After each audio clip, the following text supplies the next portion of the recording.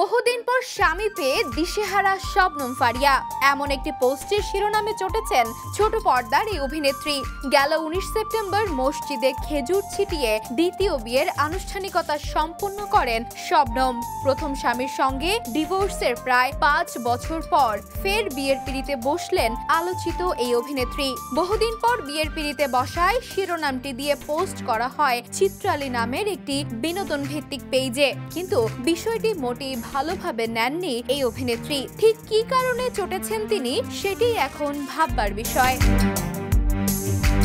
এর আগে শবনম ফারিয়া 2018 সালে ভালোবেসে বিয়ে করেছিলেন হারুনুর রশিদ অপুকে। প্রথম স্বামী তখন একটি বেসরকারি বিপণন সংস্থার জ্যেষ্ঠ ব্যবস্থাপক হিসেবে কর্মরত ছিলেন। বিয়ের ঠিক 1 বছর 9 মাসের মধ্যে বিচ্ছেদ ঘটে শবনম ফারিয়ার। অপুকে 2020 সালের 27 নভেম্বর ডিভোর্স দেন তিনি।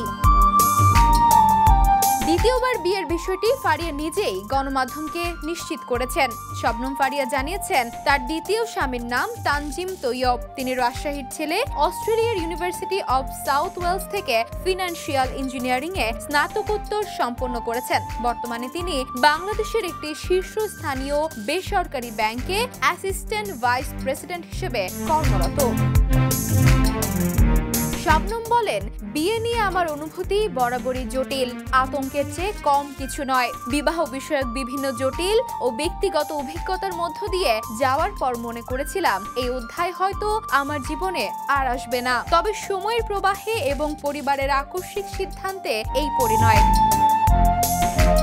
5 বছর পর বিয়ের পিঁড়িতে বসে বেশ উচ্ছ্বসিত লাগছিল ফারিয়াকে।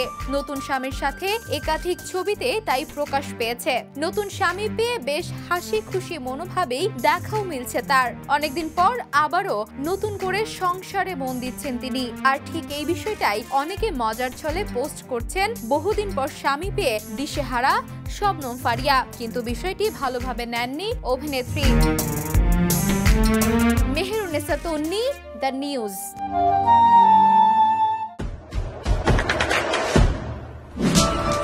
দেশে দেশে সবার সাথে, দ্য নিউজ।